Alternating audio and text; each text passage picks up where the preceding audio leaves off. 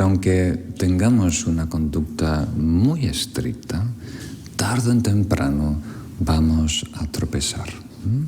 Vamos a hacer algo que de alguna manera va en contra de nuestros principios, de nuestros valores y también del camino del Buda.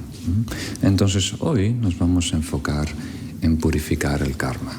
Vamos a hablar de cómo purificar el karma. Yo creo que si supiéramos el bagaje del karma secreto que arrastramos de otras vidas, no podríamos cerrar los ojos, dormir por la noche. Entonces es tan importante tener herramientas para sanar, para purificar las acciones dañinas, tóxicas que hemos cometido en el pasado. Entonces aquí tenéis un guión, vamos a verlo juntos. Entonces, solo para recordaros que el karma no es destino, no es algo rígido que sí o sí se tiene que concretar de una manera específica. El karma es energía, ¿verdad?, que nosotros impulsamos. Y por lo tanto, se puede disminuir, se puede transmutar, se puede anular. Todo es posible con esa energía. Reside ahora como un potencial en nuestra conciencia más primaria, la octava conciencia, el aladya vidyana. Entonces, ahí nuestras acciones dejan su huella, ¿no? Desde otra perspectiva, una semilla, esperando que las condiciones propicias puedan hacer que florezca en nosotros. Y el karma es muy variado, como hemos visto en las lecciones anteriores.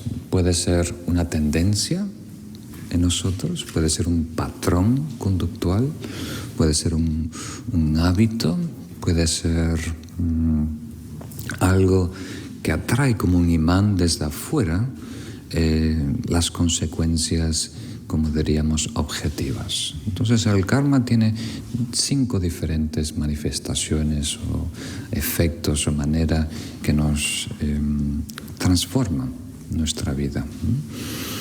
Entonces hoy vamos a tratar de explicar cómo purificar nuestro karma. Y eso nos puede ayudar a reducir, como diríamos, la intensidad del efecto, la duración del efecto o completamente neutralizar, anular ese efecto. Entonces, en términos generales, lo que purifica el karma es voluntad y perseverancia en el bien.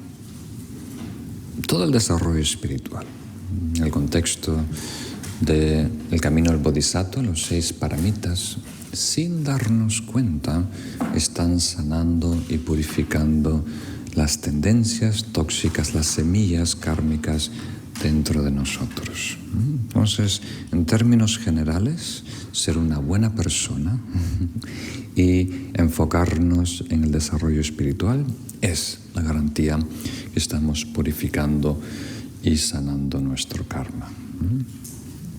A lo mejor las fuerzas más poderosas para sanar el karma es el amor más profundo y la sabiduría más profunda, que aquí lo expresamos como el bodhicitta relativo, la perfección del altruismo, y el bodhicitta absoluto, que es la perfección de la sabiduría.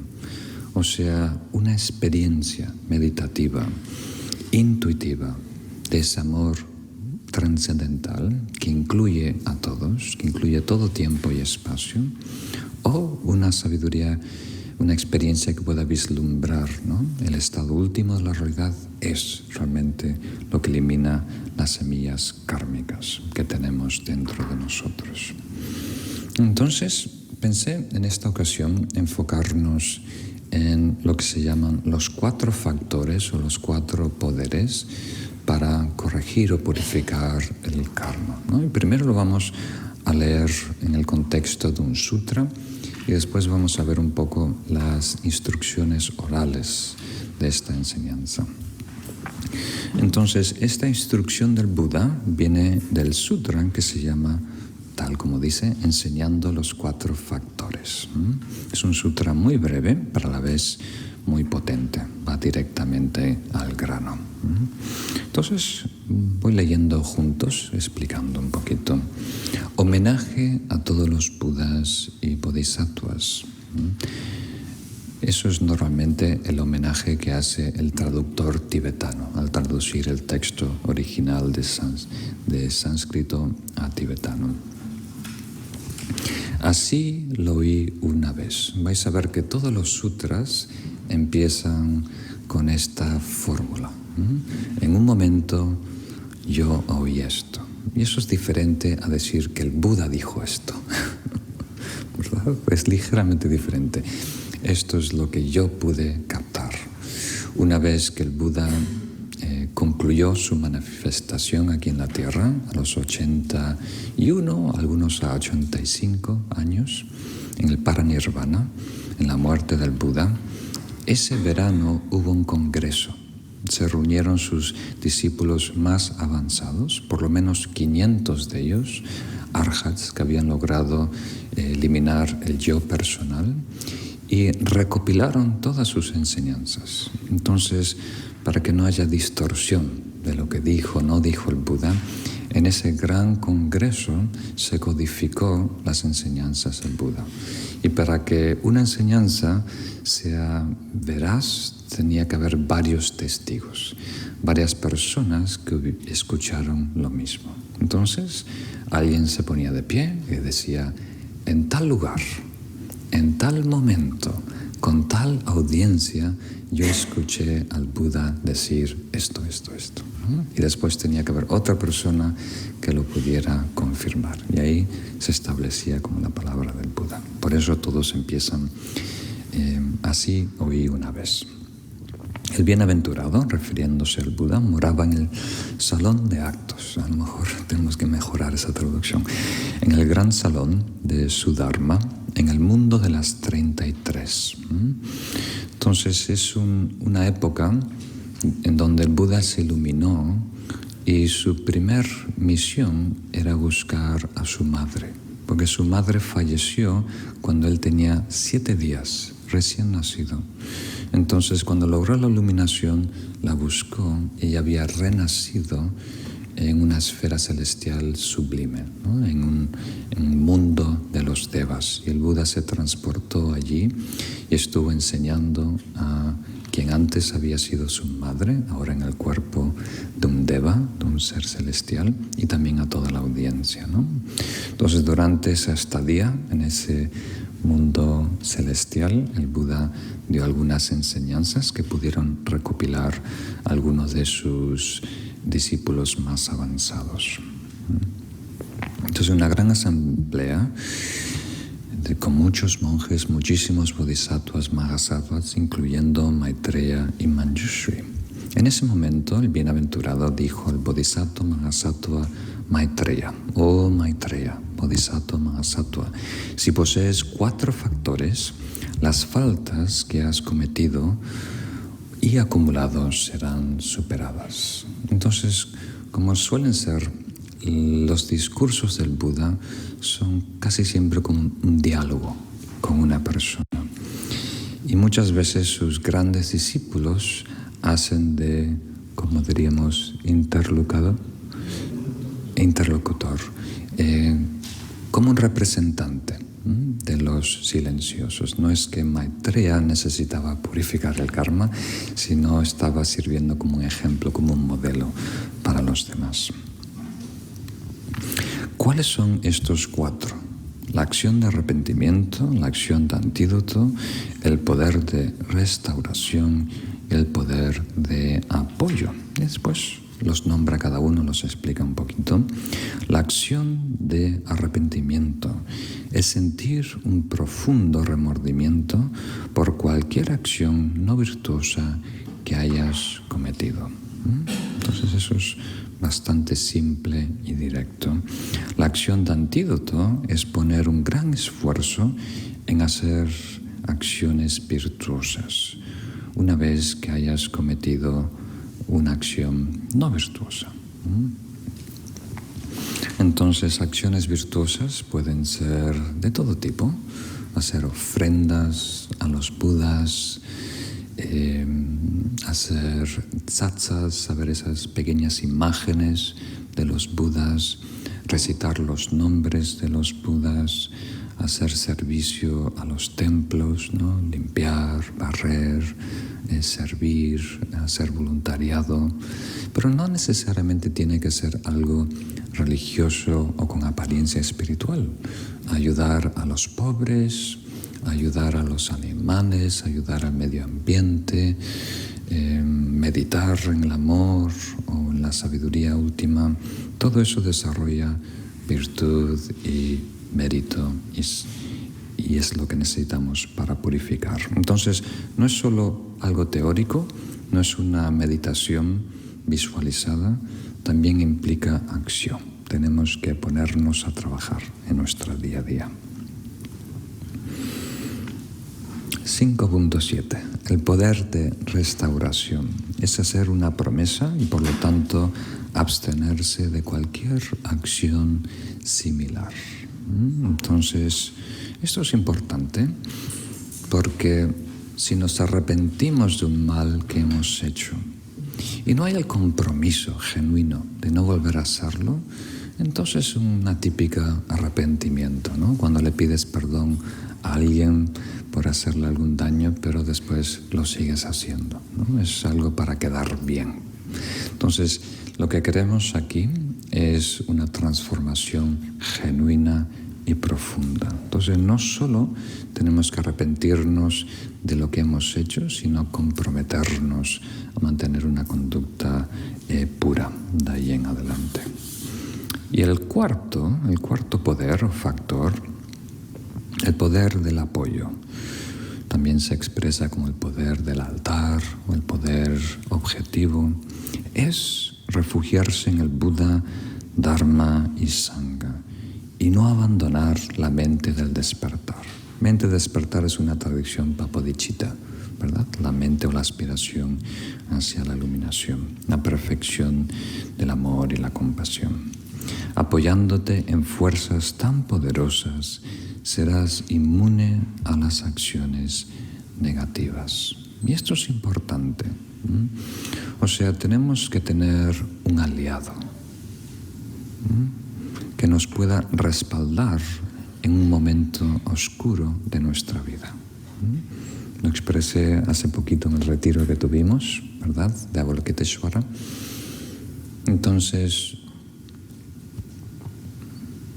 la analogía que a mí me gusta, no sé si es útil para vosotros, el desarrollo espiritual algunas veces parece ser una pelea con la sombra. ¿No sabes cómo los boxeadores antiguos se entrenaban boxeando con la sombra? Y la sombra tiene tu velocidad, tiene tu alcance. O sea, los mismos recursos que tú tienes, también los tiene el ego. Tu conocimiento, lo pillo, lo creativo que eres, ¿no? Tu imaginación. Entonces, mano a mano es imposible ganarle al ego. Tenemos que tener algo que él no tenga, ¿verdad? Y ese algo es bodhicitta y el refugio en el Buda, Dharma y Sangha. Particularmente cuando perdemos el norte. Somos hoy tan vulnerables, ¿verdad?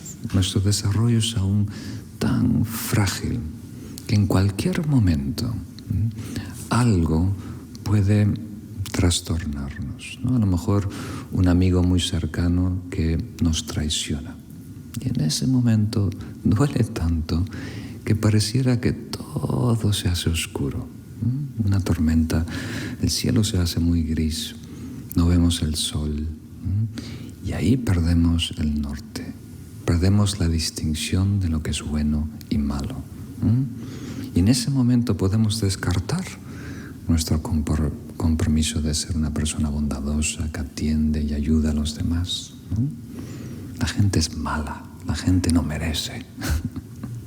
Entonces, en ese momento El refugio en Buda, Dharma y Sangha es como un faro en la noche que ilumina el camino, nos orienta hacia dónde tenemos que tirar. Es nuestro aliado, una luz en la que podemos depender y fiar cuando todo se vuelve patas arriba en nuestra vida. Entonces es tan importante, si queremos ser exitosos en el camino espiritual, tener este cuarto poder, ¿no? Que son las fuerzas espirituales, que se manifiesta como refugio en el Buda, Dharma y Sangha y también como el compromiso de bodhicitta. Y después nos dice, oh Maitreya, Bodhisattva Mahasattva, si posees estas 4 factores, superarás todas las faltas que hayas cometido y acumulado. El Bodhisattva Mahasattva debe leer este sutra continuamente, recitarlo en voz alta y reflexionar y meditar sobre él muchas veces. A través de esto, los efectos de la conducta negativa no se producirán. Entonces, es algo que tenemos que, como diríamos, introducir en nosotros, actualizar en nosotros.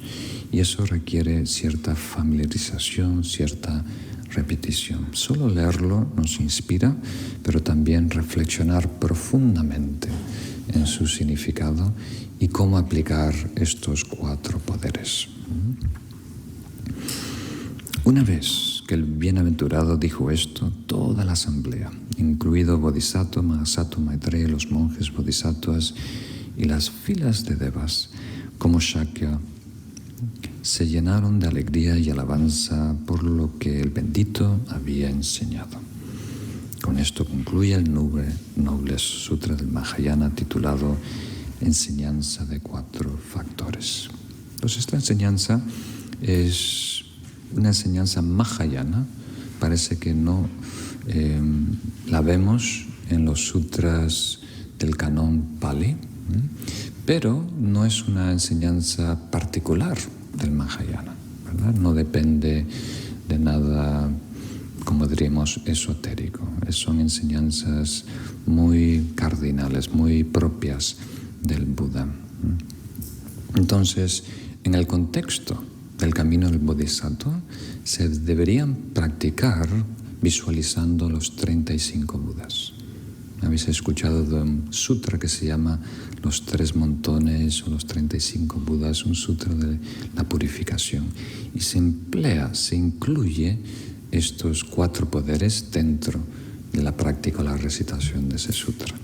Y en el Mantrayana, estos 4 poderes se incluyen en la práctica del Vajrasattva, el Buda del diamante, podemos decir, en su visualización, su meditación y la recitación de su mantra. Aquí la vamos a hacer de una manera genérica, como una meditación juntos, ¿no? Para inspirarles a desarrollarla. Vamos a ver estos 4 poderes en el contexto de las enseñanzas orales, la transmisión oral que varía ligeramente como lo aplicamos. La primera distinción es la secuencia de los poderes. Como veis en el sutra, el primero de los poderes es el arrepentimiento y el último es el apoyo, el poder del apoyo en el refugio.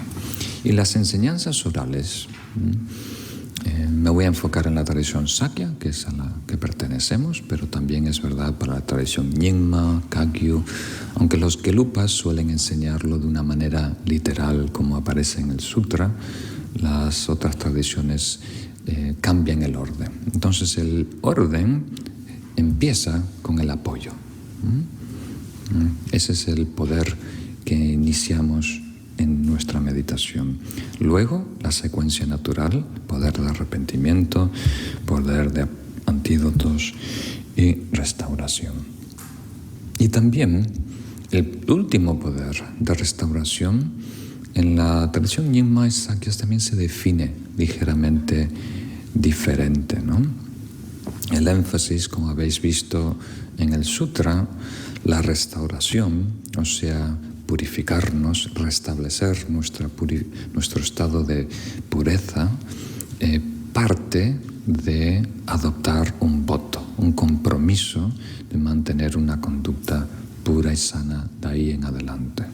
De la perspectiva oral, el factor que crea nuestra pureza son las bendiciones del Buda. El factor principal es la bendición del Buda y eso nos ayuda a establecer, a cristalizarlo en un voto. Y esa distinción es importante. Vamos a ver más adelante en el contexto del Mantrayana. Y también quería mencionar aquí el poder de la sinergia, lo importante de incluir los 4 poderes en una sola práctica. El principal, sí, es el arrepentimiento, porque si no hay arrepentimiento, los otros poderes no pueden transformarnos, no pueden activar, ¿no?, ese estado de pureza. Pero es tan importante en todo lo que hagamos que empleemos todas las cualidades, los aspectos del camino, porque juntos suman a más.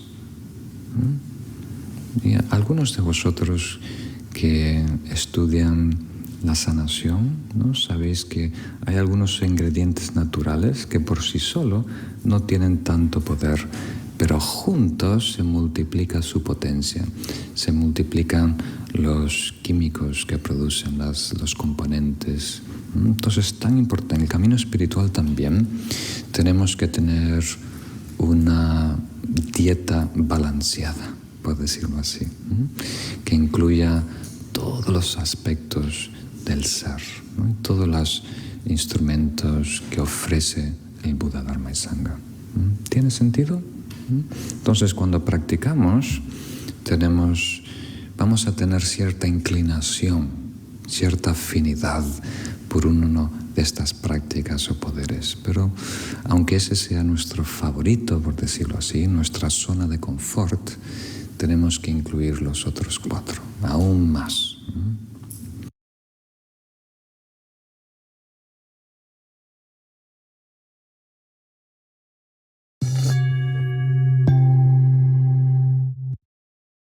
Muy dinámica, muy compleja, que no hay un malo de la película como sospechábamos o como le conviene comprenderlo al ego. Y en el presente también nos ayuda a reducir, ¿no?, nuestras expectativas, nuestras fantasías y películas y acomodarnos, ajustarnos a lo que es. Aceptar lo que está pasando, particularmente cómo nos tratan los demás, ¿verdad? Que es algunas veces lo que cuesta más. Entonces el karma nos ayuda a entender que lo que viene de afuera también tiene que ver con nosotros. Nosotros también somos responsables de las personas que atraemos a nuestra vida y cómo reaccionamos a esos sucesos, esas palabras. Y en el futuro, a lo mejor el aspecto más importante de comprender el karma nos ayuda a adueñarnos del futuro. Nos ayuda a ser el arquitecto de nuestro porvenir. Ahora el futuro está en el aire. Realmente no sabemos hacia dónde vamos. Pero si realmente adoptamos la ley del karma, entonces ya no hay incertidumbre. No sabemos cuándo y cómo, pero sabemos hacia dónde nos dirigimos. Y eso es tan importante, estar bien encaminados, estar encarando el futuro que merecemos. Entonces, esos son algunos de los factores importantes para reflexionar sobre el karma. El segundo punto, la reflexión sobre el karma, nos ayuda a valorar la ética y la disciplina. Porque los principios básicos del karma son que toda causa necesariamente produce un efecto. ¿verdad?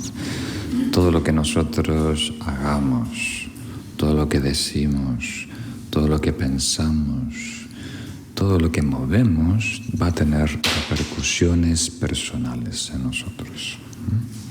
Y también todo lo que pasa tiene que tener una causa, todo resultado tiene que tener su historia, su porqué.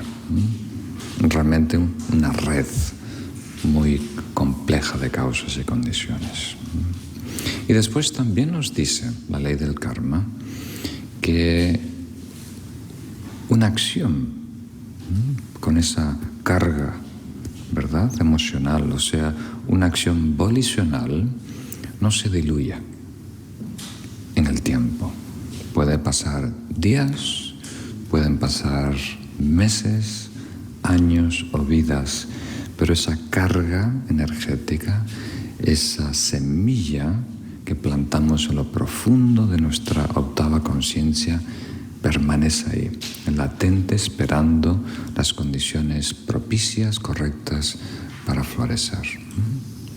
Y el cuarto aspecto, que es muy importante, no solo permanece el karma en nosotros, ¿verdad?, sino que puede probablemente aumentar. O sea, si no intervenimos conscientemente, entonces un patrón, ¿verdad?, una acción nos va definiendo, va creando un patrón arraigado, cada vez nos hace más, como diríamos, rígidos, más cristalizados. Entonces, si eres una persona negativa, si eres una persona envidiosa, si eres una persona para el bien generosa, si eres eso, si no se encuentra con una fuerza opuesta, va creciendo, va definiendo quiénes somos, ¿no?, para ahí en adelante. Entonces, es tan importante, si valoramos y comprendemos la ley del karma, naturalmente, sin pensarlo, vamos a tener mucho más cuidado de lo que hacemos, cómo nos comportamos, porque sabemos que todo cuenta, todo va a definir quiénes somos, nuestra vida y todo lo que experimentamos. Muy bien. Y eso es tan importante, porque si somos muy honestos y nos observamos, vamos a descubrir que la mayoría del tiempo estamos en piloto automático. Nadie está en la cabina del avión. Seguramente te ha pasado, ¿no? Estás en un vuelo, sentado, tranquilo, con los cascos, escuchando algo, y de repente ves el piloto caminar por el pasillo. Es un poco inquietante, ¿no? ¿Quién está conduciendo este avión? Entonces, hoy en día cada vez la programación es mejor y hay pilotos automáticos. Entonces, en nuestra vida, el piloto muchas veces no está en casa, o está durmiendo, o está de pasajero, con una actitud pasiva. A ver lo que pasa, a ver lo que siento, a ver lo que me toca. Entonces, el karma nos impulsa a ser más, ¿cómo diríamos?, conscientes, partícipes conscientes, más emprendedores, más selectivos en lo que hacemos y con quién y con qué nos relacionamos. Y eso es tan importante. Después dice aquí, nos ayuda a deconstruir nuestra experiencia. No está muy de moda esta palabra, pero vamos a usarla. O sea, todo lo que pasa en nuestra vida, que muchas veces es tan difícil comprender. La ley del karma, y lo que vamos a ver a continuidad, nos ayuda a desmantelarlo, a ver los componentes de ese episodio, de esa tragedia, de ese evento en nuestra vida que nos inquieta tanto. ¿Tiene sentido? y vamos a descubrir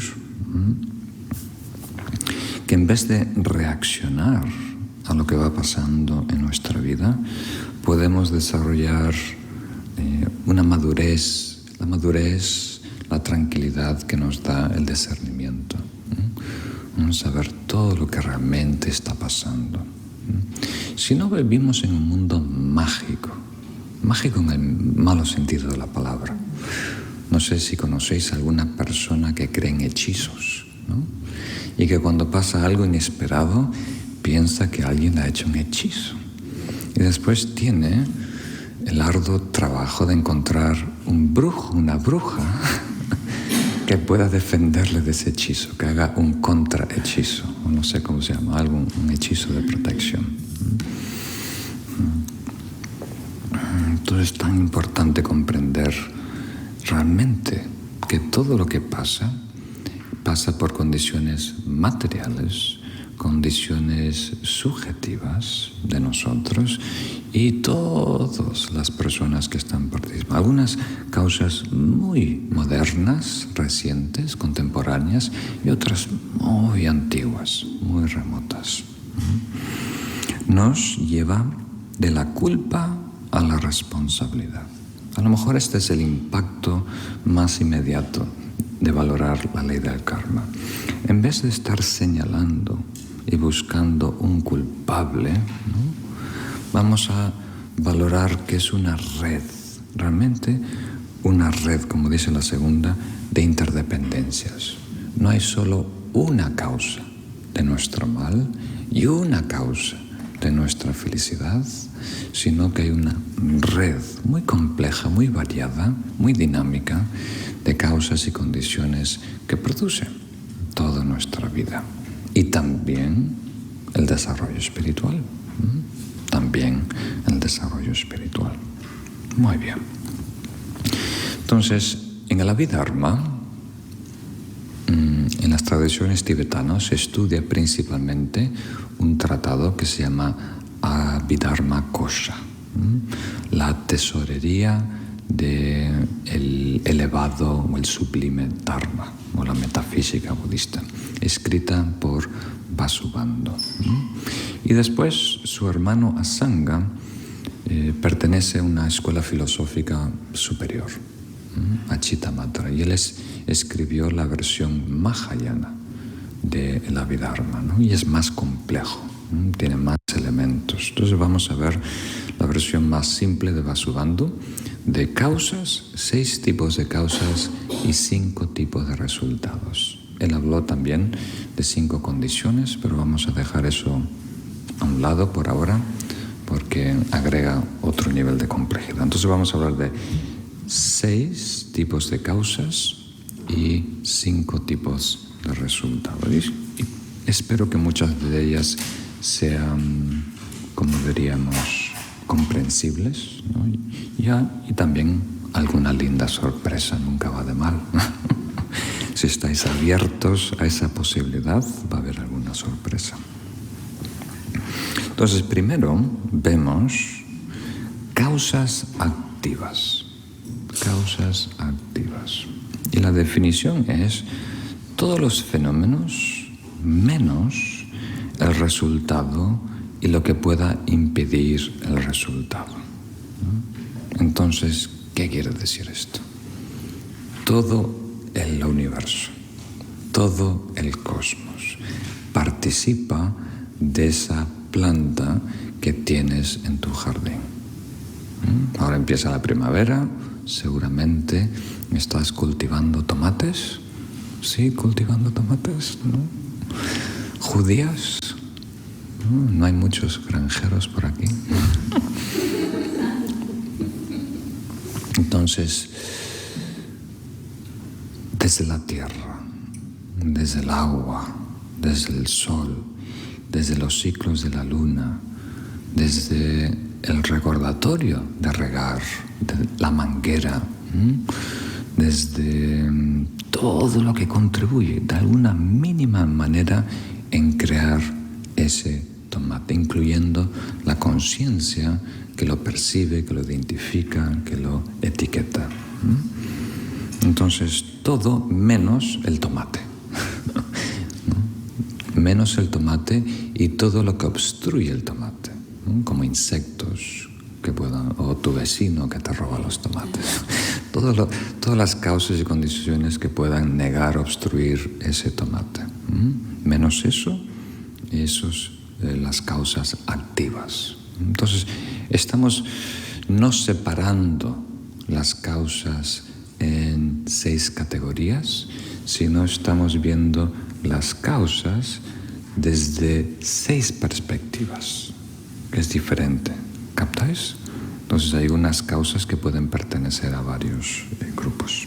La segunda es causas simultáneas. Y la definición es causas que surgen al momento del resultado. Entonces, si por ejemplo tú estás alabando a alguien porque hizo un recital muy bello de poesía, o si estás insultando a alguien, ¿no? Porque estacionó en donde no debería estacionar. Entonces, las causas contemporáneas, como las cuerdas vocales, ¿no? El aire que fluye por la garganta, ¿no? El sonido que emitimos, ¿no? Los sentidos que perciben ese insulto, la persona que es consciente y lo escucha, todas esas causas tienen que estar presentes en ese instante para producir el resultado de insulto. ¿Tiene sentido? Entonces, por ejemplo, si estamos en un vacío, en donde no puede haber ese sonido, entonces sí, tiene que haber espacio, atmósfera, ¿no? Tienen que haber, como diríamos, aire donde puedan vibrar el sonido. Entonces todo eso tiene que estar presente. Todas esas causas simultáneas de alguna manera están relacionadas o producen el efecto del insulto. La tercera es causas del mismo estado. Y la definición es causas que producen en futuro momento un resultado de la misma categoría. O sea, si alguien te está interrogando, ¿no? Y tú empiezas, ¿no? Con una mentira, ¿no? O sea, yo no pude hacer eso porque en ese momento yo estaba en Francia. Entonces después tienes que continuar a decir qué estabas haciendo en Francia. Te tienes que inventar una historia de el vino, el queso que estabas probando, el que estabas de viaje, ¿no? Entonces una mentira lleva a otra mentira. O una frase, ¿no? El hecho de decir pue, ese pue va a producir la última sílaba do, puedo. Entonces, una causa de este orden, que es causa del mismo estado, va produciendo resultados en la misma categoría, en el mismo sentido. ¿Captan la idea? Muy bien. Entonces esto es diferente al anterior, en el que aquí distinguimos la causa en el tiempo. Anterior era todo al mismo tiempo. El cuarto es causas congruentes. Esto quiere decir causas que comparten elementos con su resultado. Como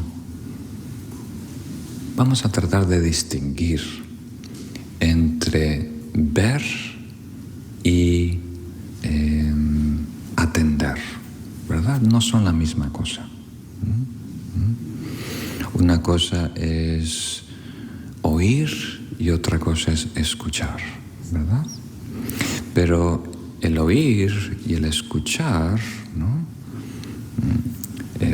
Comparten el sonido, ¿verdad? Que produce, comparten el elemento sensorial del oído, ¿no? Las células sensitivas a las vibraciones, ¿verdad?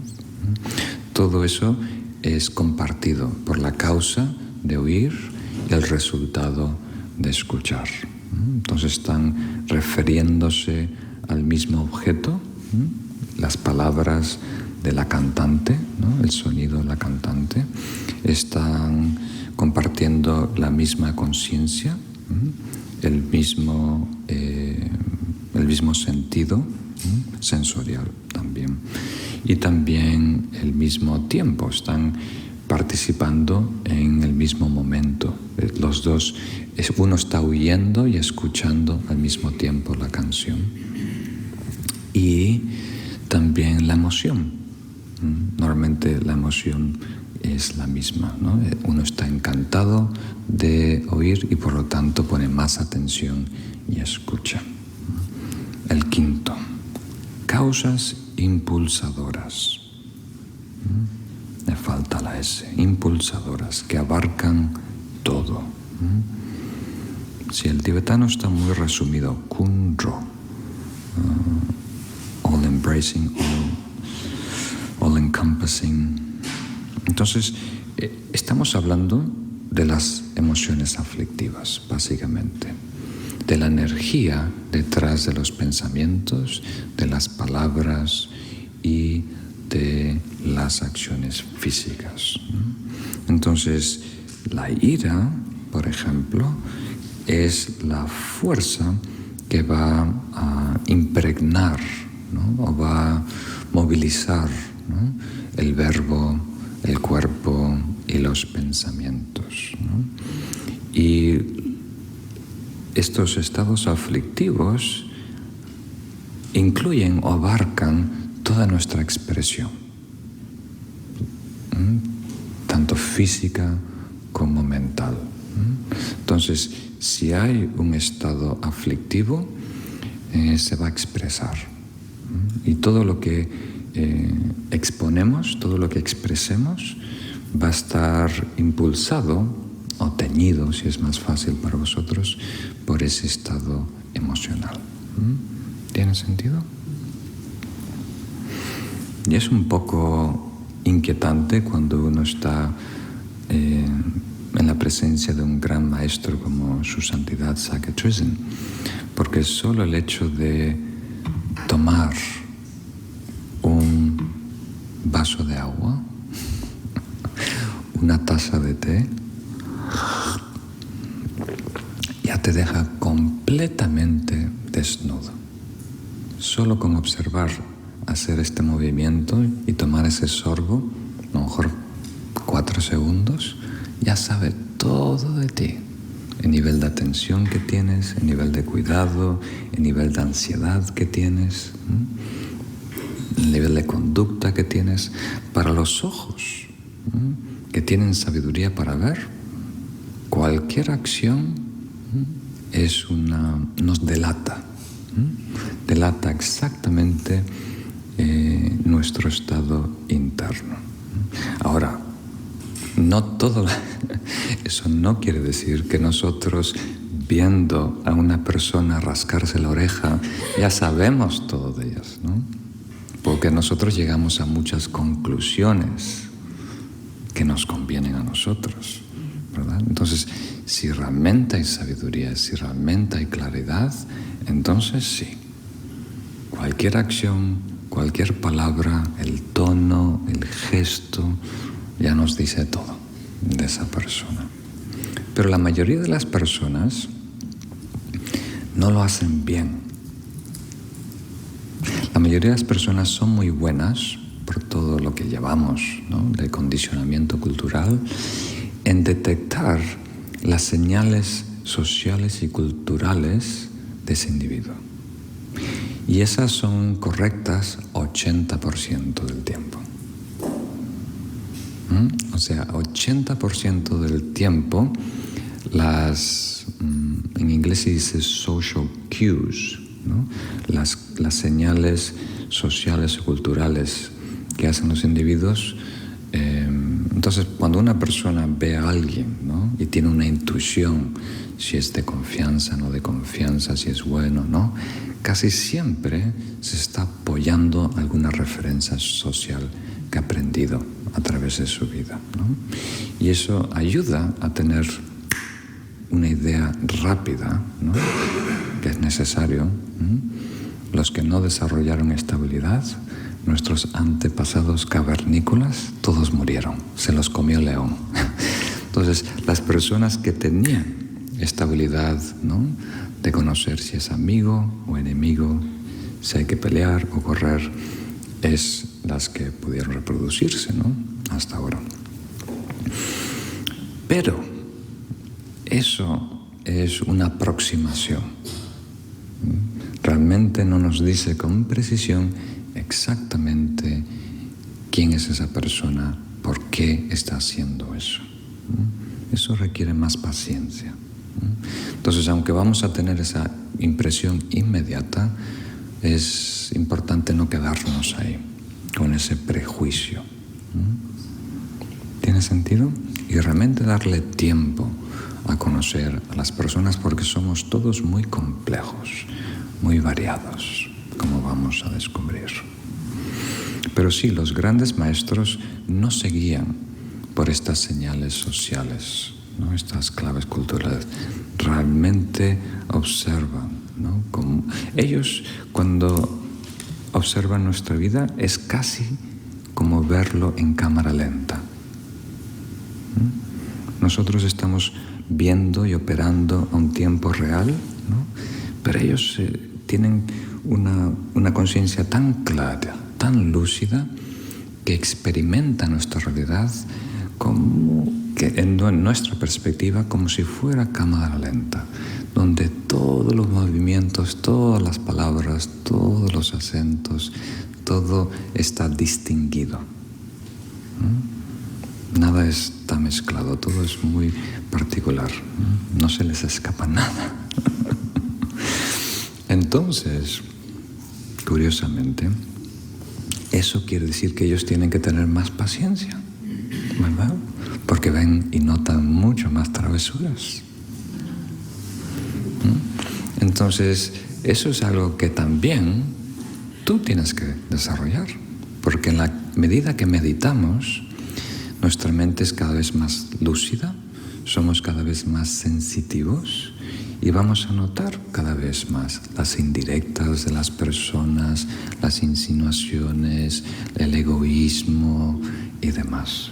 Y nos puede sacudir, ¿no?, esa hipersensibilidad si no está respaldada por el otro aspecto de shamatha, que es estabilidad.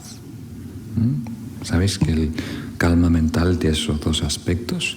Estabilidad y lucidez. Y si solo desarrollamos lucidez, nuestra conciencia se abre, pero no tenemos el recurso, la estabilidad para tolerar. Y fuera de la práctica de shamatha, más paciencia, más amor bondadoso y más sabiduría para poder mitigar esta nueva sensibilidad.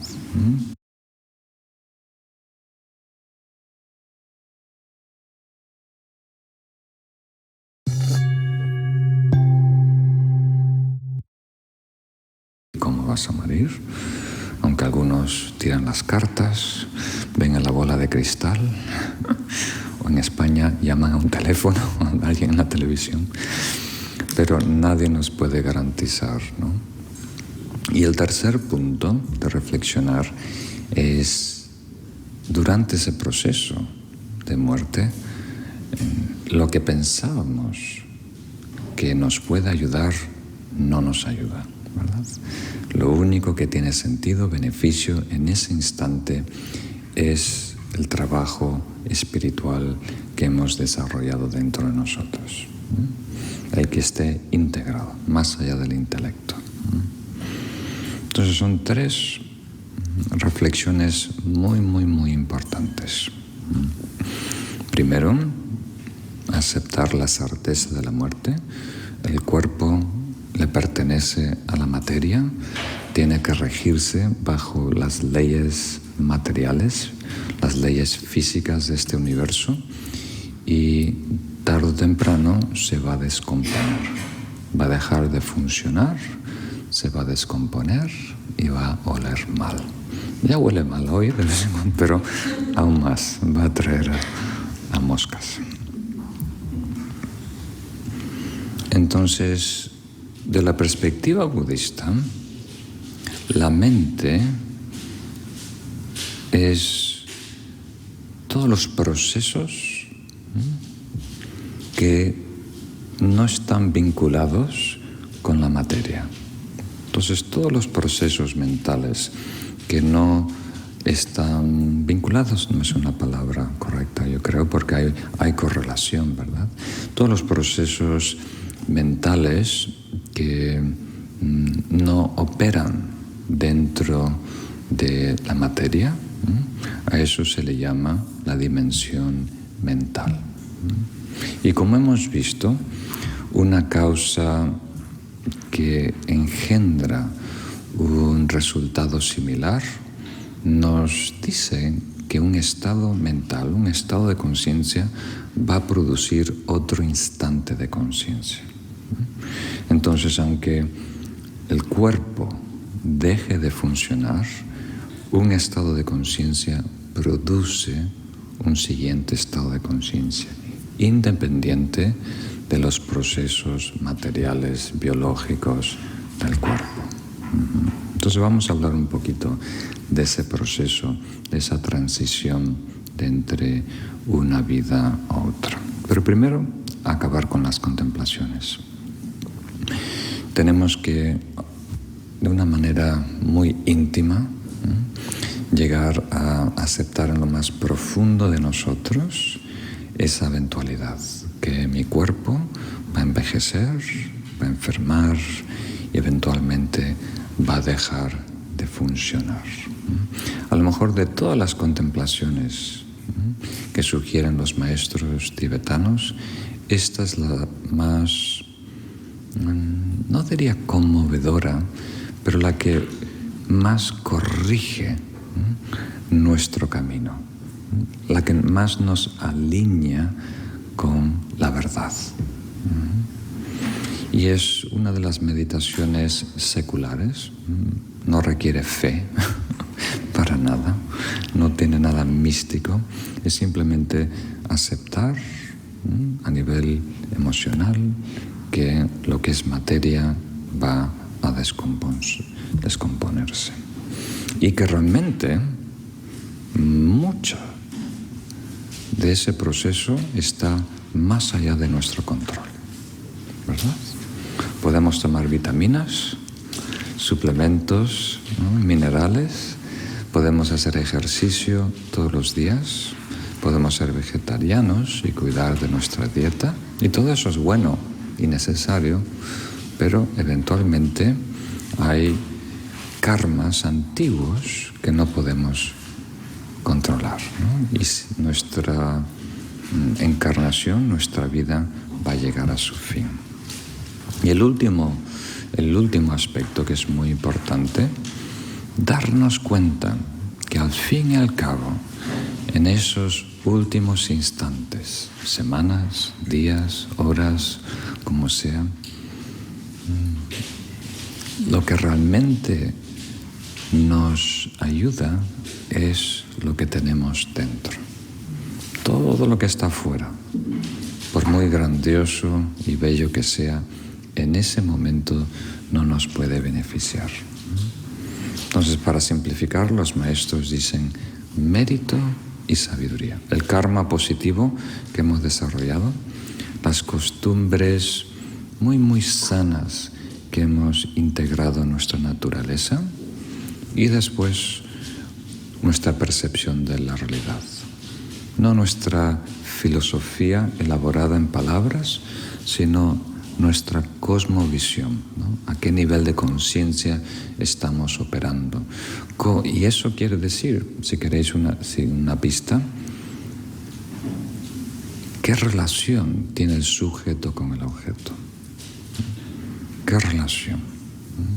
Cuando hablamos de cosmovisión y hablamos de nivel de conciencia, estamos hablando del nivel de integración entre el aspecto subjetivo y el aspecto objetivo. Yo, mi conciencia y lo que percibo y otros seres. En la medida que llegamos al estado no dual, la medida que llegamos a reconocer la interdependencia de sujeto y objeto, en esa medida se eleva nuestra conciencia, nuestra cosmovisión. Y hay parte que después se expresa con palabras en filosofía y demás, en acción, en proyectos, pero hay parte que va más allá de las palabras y conceptos. Hay parte que, como diríamos, define quiénes somos. Y eso es lo único que pasa de una vida a la otra. El karma que hemos desarrollado, o sea, las acciones, la energía, las tendencias, los hábitos y la cosmovisión base, nuestro vínculo entre el sujeto y objeto. Empezamos con la palabra bardo, una palabra tibetana. Entonces, normalmente, bardo quiere decir la etapa entre la muerte y la próxima encarnación.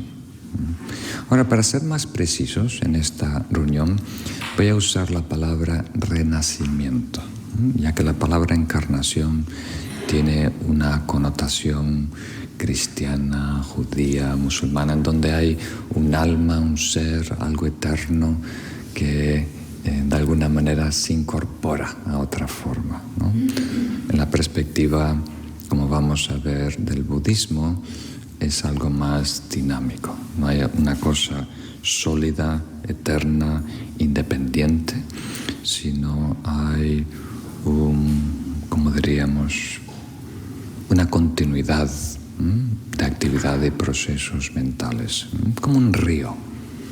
El ejemplo clásico que hemos visto en alguna ocasión. Visitas un río, tiene un nombre, se llama Manzanares. Lo visitas en un mes y tiene el mismo nombre, aparece en Google Maps, pero no hay ni una gota del agua que lo visitaste antes, ¿no? Entonces, nosotros somos tendencias, hábitos, energías que van mutuando, y no hay nada rígido, sólido, que no cambie. Entonces usamos la palabra renacimiento. Pero lo más interesante es que la palabra en sí, la que usaron los tibetanos, quiere decir es algo que está entre. Bar quiere decir entre y do es tiempo. O sea, algo que está, un proceso, ¿no? Un proceso. Entonces, se traduce muchas veces como una transmigración, porque estamos siempre moviéndonos. El karma siempre nos impulsa de un sitio a otro, de nacimiento a la muerte, de la muerte a otro nacimiento. Y aunque nosotros pensamos que somos conscientes, eligiendo hacia dónde vamos, realmente la fuerza del karma que tenemos a la espalda nos lleva como la corriente. Nuestras acciones y decisiones en el día a día es un leve ajuste. Es casi, no es como navegar en el mar, en el Mediterráneo. Es casi como una canoa que está bajando por una, ¿cómo se dice? Un precipicio, ¿no? Cuando hay corriente muy profunda, los rápidos, y el que está dentro de la canoa, las dos personas, están tratando de no morir, básicamente. Están tratando con el remo de no chocar con las piedras, ¿no? De mantener más o menos, ¿no? La proa apuntando hacia abajo. Entonces, nuestra vida es un poquito así. Entonces, somos en samsara un ser que está transmigrando de un sitio a otro, impulsado por energía, por acciones, por aspiraciones, ¿no? Algunos ciclos son fortuitos, vamos hacia arriba, ¿no? De la manera que lo quieras definir, más abundancia en tu vida, más alegría, más felicidad, más recursos, más acceso al Dharma, más claridad. Y hay ciclos tóxicos en donde vamos decayendo. Y algunos ciclos son de una semana, algunos son de años y otros son de varias vidas, Entonces, para explicarlo un poquito, vamos a usar este esquema tibetano de 6 bardos, 6 etapas. La existencia de los seres no iluminados tienen, como diríamos, 6 procesos, o como vais a ver, 6 formas de existir. 4, como veis aquí en la lista principal, y 2 que pertenecen al bardo de la vida. El bardo de la vida empieza con la respiración interna. Esto quiere decir cuando el ser, ¿no?, lo que podemos llamar a nosotros la conciencia, se conecta con el óvulo fertilizado. Puede ser el óvulo fertilizado o puede ser cuando ya empieza a reproducirse, ¿no? Como diríamos, la versión canónica es que apenas el óvulo es fertilizado, en ese instante la conciencia que corresponde con ese karma se vincula. Y esa energía que entra, que activa ese óvulo, le llamamos la respiración interna, ¿no? La energía. Un yogi una vez me dijo que a través de su experiencia, uno de mis maestros me dijo que el ser, la conciencia entraba el tercer día, después de 72 horas pero de todas maneras entra de una manera, nos comunicamos o nos vinculamos con ese, como diríamos, feto que está gestando el embrión a un día o a 3 días de haberse fecundado. Y concluye la vida, como sabemos, con la muerte clínica, lo que llaman los tibetanos el cesar de la respiración externa. Cuando los pulmones dejan de respirar, ahí concluye técnicamente el bardo de la vida. Y dentro de este bardo de la vida, de este ciclo, de este proceso, de este peregrinaje de la vida a la muerte, está el bardo del samadhi y el bardo de los sueños. El de los sueños creo que lo vivimos, ¿no? Cuando nos acostamos por la noche y empezamos a soñar, nos introducimos a un bardo, a un proceso, ¿no?, que tiene su principio y su fin, hasta que suene la alarma, ¿no? Y otro posible proceso es un samadhi, que es una absorción meditativa. Entonces hay absorciones meditativas que son, como diríamos, genéricas, ¿verdad?, que no se definen con precisión. O sea, cada vez que meditamos, estamos de alguna manera entrando un proceso de bardo. Pero hay unos samadhis que están definidos con mucha precisión, se refieren a un estado espiritual particular, que yogis pueden reproducir, ¿no? Los yanas, las absorciones meditativas. Muy bien. Y después hay 3 más. Hay el bardo de la muerte, que nosotros podemos pensar que es el bardo del proceso de la muerte, ¿no? Empieza con la conclusión de la respiración externa, la muerte clínica, aunque algunos maestros dicen que empieza antes de eso con las señales de la muerte. O sea, hay ciertas señales físicas y también percepciones que puede tener el individuo que está introduciéndose en el proceso de la muerte. Pero para simplificar aquí ponemos, empieza con la muerte clínica y concluye con la cesación de la respiración interna. Eso quiere decir cuando el aspecto más sutil de la conciencia se desvincula completamente con esa materia orgánica, que de acuerdo a las tradiciones tibetanas es un proceso de aproximadamente 72 horas. Pero puede variar enormemente, depende la persona, especialmente si hay un accidente o no accidente, pero más o menos ese tiempo. Y después, una vez que concluye la respiración interna, quiere decir, se desvincula la conciencia, la mente completamente del cuerpo, entonces empieza el bardo del Dharmata. Y ahí, esta es la razón por la cual la preparación para la muerte es tan importante para los lamas tibetanos, porque en este quinto, podemos decir, bardo, tenemos acceso a la luminosidad del Dharmakaya. O sea, a través de un proceso muy natural, cuando la conciencia se desvincula del cuerpo, está libre por unos instantes, podemos decir, de los velos conceptuales y emocionales. Y lo único que queda es la cruda y pura conciencia primaria, el aspecto más básico de la conciencia.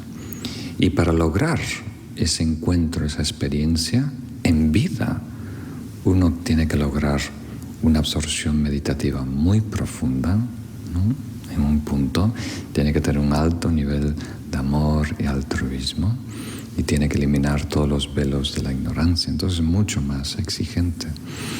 Entonces, sin buscarlo, viene sola en este proceso de la muerte. Y si uno está entrenado para reconocerla, puede dar un salto evolutivo, puede lograr en ese instante el primer bhumi, el primer nivel de iluminación.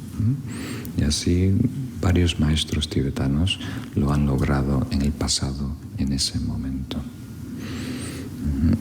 Entonces, si no logramos reconocer, ¿verdad? Estamos aquí porque en todas nuestras muertes no logramos reconocer. Esa luz es encantadora al principio, es lleno de gozo, amor, paz, sin límites, ¿no? Pero es a la vez inquietante porque no hay nada que nos defina. ¿Dónde empiezo, en dónde termino? ¿Qué es arriba, qué es abajo, qué soy yo, qué es otro? Entonces no hay nada a qué agarrarse, ¿no? Ahora nos agarramos al cuerpo, nos agarramos a nuestras memorias, nos agarramos a nuestras percepciones, ideas y demás. Hay algo que en donde el sujeto pueda rebotar y dice, yo estoy aquí porque puedo ver esto, yo estoy aquí porque puedo sentir esto. Pero si solo hay, ¿no?, la cruda cognición, la mente más primaria, al principio gozo, paz, como diríamos, un estado infinito de gracia, de dicha, pero después es, como diríamos, insostenible, ¿no? No lo podemos tolerar, ¿no? Y ahí empieza a manifestarse lo que llaman las apariciones de esta luz clara. O sea, esta conciencia clara tiene 5 aspectos, ¿no? Los 5 Budas primordiales, y estos 5 aspectos empiezan a proyectar imágenes, sonidos inquietantes para las personas que no lo pueden reconocer como una expresión de su conciencia primaria. Entonces, este proceso concluye con esas visiones, ¿no? que proyecta la luz clara de la conciencia. Y el último le llaman el bardo de devenir, que es cuando surge una forma al bardo. O sea, esa conciencia que va de una vida a otra adquiere una forma etérea, por decirlo así. Mitad del tiempo relacionada con tu antigua encarnación y mitad del tiempo vinculada con la próxima encarnación. Entonces, no necesariamente en la forma en la que mueres, sino tu avatar mental, ¿no? Tu idea de ti mismo. Si cierras los ojos y dices, ¿quién soy yo? Algunos tienen una imagen de 25 años, otros tienen una imagen de 45. O sea, el icono o, como diríamos, el arquetipo que has creado de ti mismo.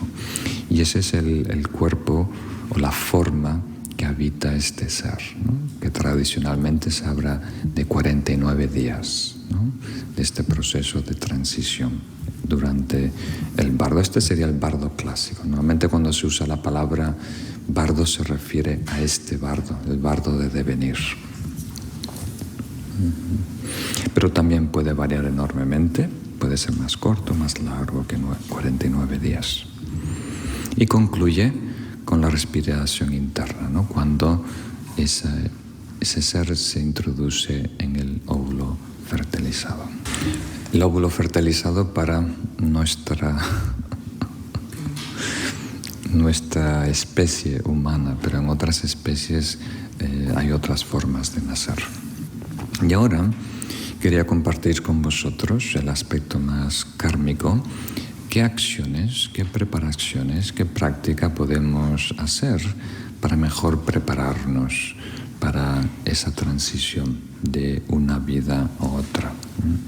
Entonces hay una enseñanza dentro del adiestramiento mental que se llama el POWA, la transferencia de conciencia de una vida a otra. Y tiene 5 elementos, 5 poderes que tenemos que desarrollar, cultivar dentro de nosotros. El primero de ellos se le llama semillas blancas, el poder de las semillas blancas.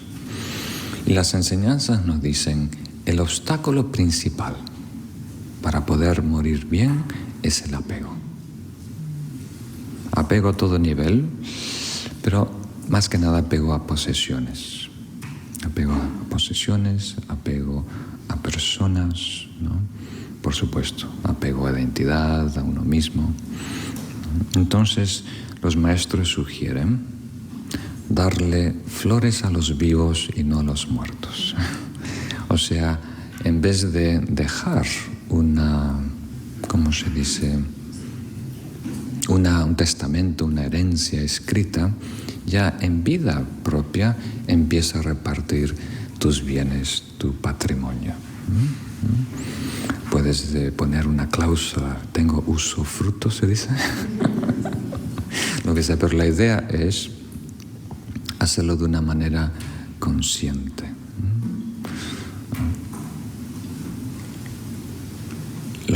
Deberíamos aspirar a morir de la misma manera que nacimos, desnudos.